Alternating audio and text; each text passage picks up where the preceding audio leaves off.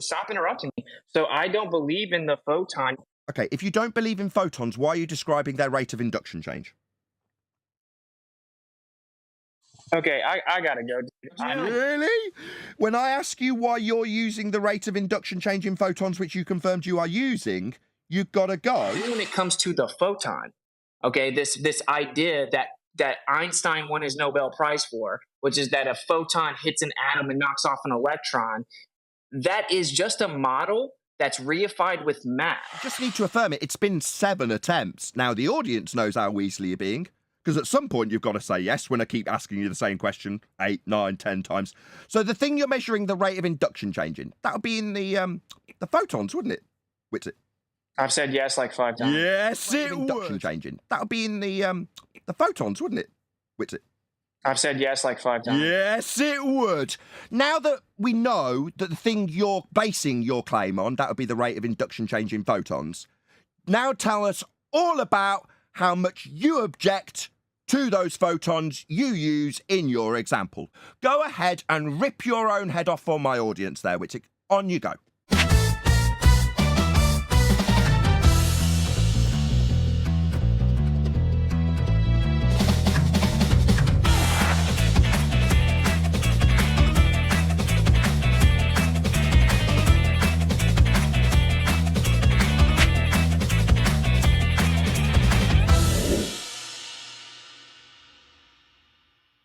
But then when it comes to the photon, okay, this idea that Einstein won his Nobel Prize for, which is that a photon hits an atom and knocks off an electron, that is just a model that's reified with math. Light is super confounding, and that we've come up with a quantifiable like method, or more so like model, that we call photons. That's actually where the electric field and the magnetic field intersect, and we quantify it, and we have little interactions on a plate.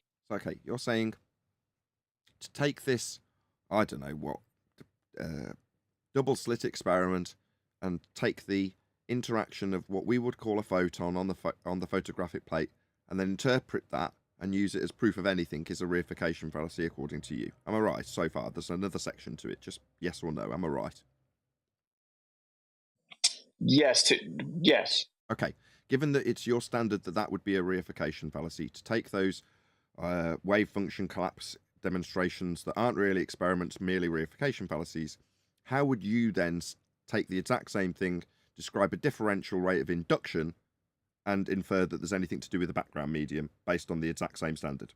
Go ahead. Yeah, because I'm not actually invoking a definition of light when I bring up the measurement of Michelson-Morley. I'm just saying whatever light is clearly gets to the receiver faster in one direction and higher and changes throughout the year, and it consistently does that. Okay, now if we want to discuss what light is, I will then say I am speculating. This is my understanding of light. No one fully understands light. I separate the measurement and then my subsequent speculation. The fact there's a physical interaction on the plate is not in dispute. It's why, what causes it. Okay, so what you're trying to establish, Witsit, from what I understood your last statement, was that you're trying to establish the cause of that effect that you saw on the photographic plate. Am I correct? No. It's why. What causes it? That you're trying to establish the cause of that effect that you saw on the photographic plate. No. What I'm saying is the first step is just acknowledging what happens. The measurement is specifically with Michelson-Morley that it goes faster or whatever.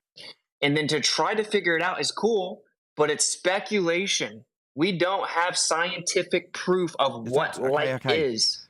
But you would say that there would be an endeavor to figure out what caused it. Once you understand what you're seeing, acknowledge it, and then see it as a measurement, that effect that you detailed yesterday, this rate of induction change on the photographic plate, you also then went on to say you would endeavor to want to establish the cause of that, correct? Yeah, I just know that it's fine. It's that's all I need. Thank you. Yeah. Thank you. Okay. So we've got an effect.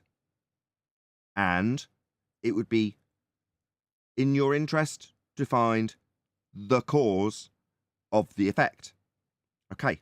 So we've got what is claimed to be a cause and effect relationship.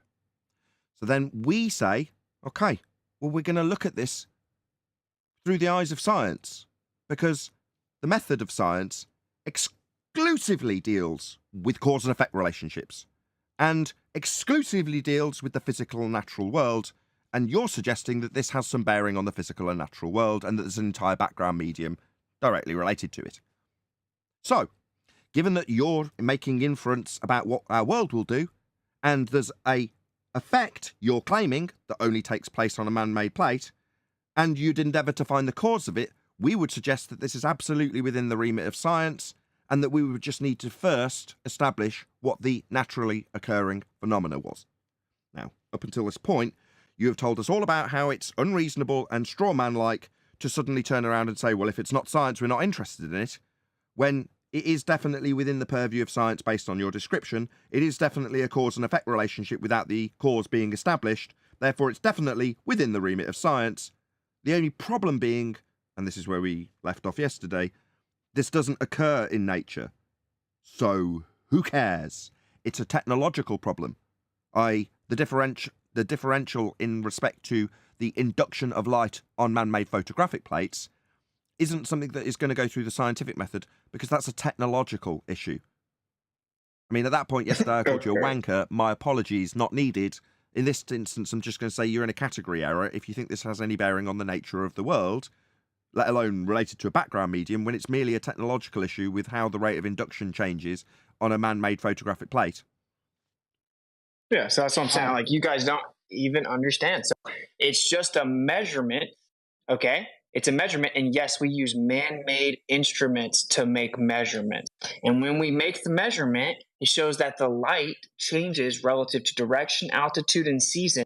This refutes the globe model, which claims the Earth is a ball that's tilted, wobbling, spinning, and revolving. It cannot change with altitude. It cannot change with the season, because they claim the orbit's a linear speed. It cannot change with direction, because relativity claims that light is constant and has no preferred direction or reference frame. It refutes the globe model. Thank you. I don't need further interruptions to not help from G+. I got all that on the first time. I listened really carefully. Okay, I understand all that. But do you deny, in respect to the scientific method being exclusively interested in the physical and natural world, that we would first establish a natural phenomena, when it is, you didn't disagree, not unreasonable to put this through the method of science when it does establish cause and effect? That's its primary and only purpose. So given that that's the case, would it not be reasonable to first establish a natural phenomena, as that is step one? No, I'm not even trying to determine the cause and effect relationship. I'm just acknowledging the measurement. It's why. What causes it? As that is step one. No, I'm not even trying to determine the cause and effect relationship. I'm just acknowledging the measurement that refutes the globe.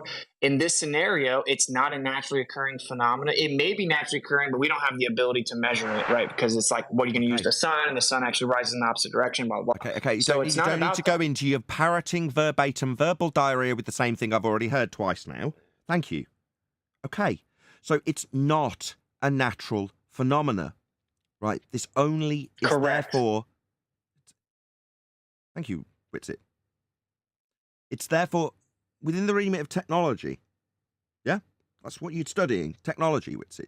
If you don't understand that and still think that this technological endeavour that you are embarking on somehow has any bearing on the nature of reality, it doesn't. Now, unless you disagree that when we go through science to establish cause and effect, we're going to look at the natural phenomena first, and when you explicitly state that it doesn't have one, then when I say, who cares then, to conclude why you were objecting originally, me paying attention to what you actually moaned about, it would be that it doesn't have a natural phenomena, only the man-made thing you're studying. That's a parlour trick. Now, you're saying that result... Excuse me. You're saying that that's us trying to shut down or prohibit people from investigating this technology in terms of what happens on the photographic plate when you take the technology up and down in altitude. I've heard it 3 times only today, 4 times yesterday. I understand what happens to the technology. That is not the physical and natural world, Witsit. Unless you can show it me in the physical and natural world. If you can't, it isn't. Therefore, technology, therefore not something we would be concerned with. Hence, we would be asking, getting to my conclusion, just bear with me. Hence, we would be asking, why the hell would we care when you paraphrase it into, well, if it's not science, we don't care? No, as I've just explained quite detailed, no, we don't care because it's not happening in nature. Yeah, so you are contradicting yourself, right? Because you're saying that it's not about just science, but then the first step of the science is naturally occurring observable phenomena. And since it's not that, we don't care. But light does happen in nature, right? And it's a laser or a light beam, it's light. And ironically, all of a sudden, since it's man-made instruments and it's a technological thing, then we can't concern ourselves with it. But when it comes to proving the photon, the man-made photographic plate that gives us a man-made dot pattern, a man-induced dot pattern, that is acceptable and permissible to run around claiming we proved the pseudoscientific photon. The point is that we use man-made instruments to make measurements. This measurement is a real thing. It's not a naturally occurring phenomena. It may be naturally occurring, but we don't have the ability to measure it, right? Because it's like, what are you going to use? This measurement is a real thing. It's a real thing. The light does a certain thing, and we use man-made instruments to measure it. And just so happens what that light is measured to do debunks the globe. If you want to talk about what the cause is, I don't need it a fourth time today. I heard it 3 times now, 4. Now, I think you're just slow then. I heard it. But you're not actually addressing it. When I try and address it and you try repeating it for a 6th time, you'll say that I'm not addressing it when you start launching into repeating it again. What is your malfunction, Witsit? You're not actually addressing my specific I will be when you stop repeating it. Hey, can we use man-made instruments to make measurements? I'm just about to acknowledge it. So is this a little dance that you're taking on so I don't address it, you coward? I'm going to address it when you stop repeating yourself and this little segue stops. You just have to shut up for me to do that. It means that eventually you'll stop this little game that you're playing and shut up. Or we'll carry on indefinitely and I'll still remember the point I was going to make. The rate of induction. Okay, I got to go. Okay, oh, I see. What a coward. What a total coward. You managed to successfully obfuscate me responding to it. So let's pop Witsit on mute because he said he's got to go and I'll just address the audience because this coward has thinking he's successfully obfuscated my rebuttal to him. No, pop him on mute. What a total. Anyway, while he's telling us all about how he's got to go, and I don't get my chance to respond, about the rate of induction that he claimed. Now, that rate of induction is going to be measured with the thing that he's just decried, because the rate of induction would be of the thing that we, unobjectionably so according to him, call photons. Because that's where you're measuring this rate of induction change, isn't it? In those things that we call photons, that you object to? No, you're changing the... Sorry, no. You're not measuring the photon's rate of induction change that I clarified specifically with you. You don't think that's what we're measuring when I went to the trouble of clarifying specifically that that was what you were measuring. It is the rate of induction change in what we call photons, isn't it, Witsit? Don't lie. Well, it's light. So it is the photons that you take objection to. Don't be a scummy liar. It's the 3rd time me pointing out that it is going to be those photons as we label them, regardless of what we label them. That is what is going to be used with your rate of induction change. 4th time with a lying scumbag, isn't it, Witsit? How do you like a taste of my balls, liar? The definition of light is a red herring. Not asking for the definition of light. I'm saying the thing that you're going to clarify with a rate of induction change would be what we call photons, isn't it, Witsit? Non sequitur. Non sequitur or just yes, it is those photons, right, Witsit? And your pseudoscientific interpretation. Is it tasty? Are they salty? When you get absolutely annihilated. So it's a non sequitur. You're so gay, bro. We're going to be measuring the rate of change in that non sequitur, are we there, Lick? Has no one told you that this is really gay to talk about? So I know, Witsit. You see, the thing that we're going to be measuring a rate of induction change, according to you, is the thing that you find objectionable. That's photons, isn't it, Witsit? Sure, can we address them? Sure! Tell us all about how you object to the thing you're measuring the rate of induction change in. You object to the thing we're going to measure the rate of induction change on this man-made photographic plate. You have a severe objection to your own thing you're measuring the rate of induction change in. Is that correct, Witsit? We measure the change in how long it takes the light to get to the We measure the receive. photons, do we not? That would be the rate of induction change in the photons that you're looking at, correct? You think they're photons? So don't tell me what I think, you stuttering little bitch. You're getting hammered. Yeah, like your side do frequently when you come here. You just need to affirm it. It's been 7 attempts. Now, the audience knows how Weasley you're being, because at some point you've got to say yes when I keep asking you the same question 8, 9, 10 times. So the thing you're measuring the rate of induction change in, that would be in the photons, wouldn't it, Witsit? I've said yes like 5 times. Yes, it would. Now that we know that the thing you're basing your claim on, that would be the rate of induction change in photons, now tell us all about how much you object to those photons you use in your example. You've got 5 minutes to tell us all about how wrong those photons are that you measure the rate of induction change. Go ahead and rip your own head off for my audience there, Witsik. On you go. Okay. This is going to really trigger your panel. They're definitely going to interrupt because there's going to be no recovery if I actually get uninterrupted for 5 minutes. The whole entire definition of light thing, that's a red herring fallacy. I'm not talking about that at all. I clearly stated that yesterday. If you want to talk about the definition of light, sure, it's a very confounding phenomena. I'd be happy to discuss it, but that we're actually just talking about the fact that the light gets to the receiver faster in a certain direction. It changes with altitude, changes with season, that refutes the globe. It's not a naturally occurring phenomena. It may be naturally occurring, but we don't have the ability to measure it, right? Because it's like, what are you going to use? So that's just an objective measurement. Yes, we use man-made instruments to make measurements, and it's not a naturally occurring phenomena. It may be naturally occurring, but we don't have the ability to measure it, right? Because it's like, what are you going to use? Talking about the fact that the light gets to the receiver faster in a certain direction. It changes with altitude, changes with season, that refutes the globe. So that's just an objective measurement. Yes, we use man-made instruments to make measurements, and that measurement refutes the globe. To have flat earthers in 2023 not even comprehending that that's a measurement because they've been in a cult type of thought so long, but we don't have the ability to measure it, right? Because it's like, what are you going to use? That they don't even know what the measurement is, and they tell people they can't talk about it. It's weird to me to say we can't talk about the man-made measurements that are objective and repeated millions of times that refute the globe model, and then to say stuff like, oh, it must be technological paradox. It's called the quantum paradox. It objectively refutes the photon. None of you guys will ever rebut it. You'll just straw man kind of what you think I think light is or whatever. So you put three lenses on top of each other, and you turn the second one perpendicular to the first one. The light stops coming through it. As you stack a third one on top of it, the light comes back through it. If it's physical photons, it would still be blocked by the second lens. It couldn't just magically go through the second one because you added a third lens on top of it. Photon debunked, and it's not hard. There's many ways to do it. You don't have the photoelectric effect that's predicted by the photon model within the within amorphous. You don't comport with that. I debunked the parametric down conversion claim. I debunked the photoelectric claim.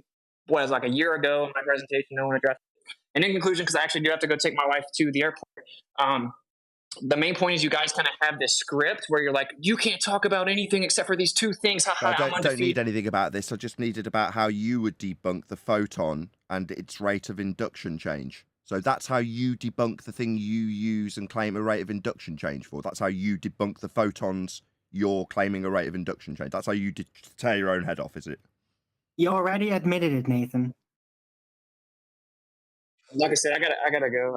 You guys will never address the lenses. You'll never address the Venn diagram paradox or the quantum paradox. You'll never address the actual objective measurements that refute the globe. You'll just play these little games and then claim I'm claiming the photon, which is just weird. I just said the photon can't be true. Sorry, you are claiming the photon. You're claiming the rate of induction change in the photon as it interacts with the photographic plate. I got a yes. It took 6 attempts. You tried to lie about it. I cornered you and you admitted yes. That is exactly what you have just debunked. And also, according to you, you've debunked it, but also the thing you use in your rate of induction change. No, you tried to... No? Yeah, I got you to confirm that you were definitely talking about the rate of induction change in a photon. No, I don't believe... Yes, you were. You admitted it. It took 7 attempts, and now you're doubling down that you weren't describing the rate of induction change in a photon, and you've got to suddenly go while you double down that you weren't talking about it when I got you to confirm that you absolutely were. You just need to affirm it. It's been 7 attempts. Now the audience knows how Weasley you're being, because at some point you've got to say yes when I keep asking you the same question 8, 9, 10 times. So the thing you're measuring the rate of induction change in, that would be in the photons, wouldn't it? Witsit? I've said yes like 5 times. Yes, it would.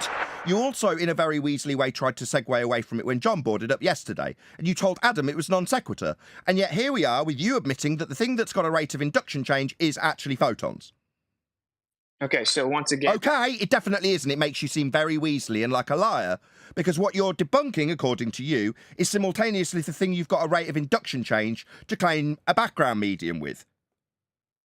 Hey, Eli, remember I told you he's going to start censoring me again, and his apology is fake? But really, your response to the fact that you're debunking the use of photons and a rate of induction change therein, you're claiming to debunk the photons you're using in your example, and your response is to tell me that I'm censoring you. But what do you Did let we me censor respond you? instead of interrupting?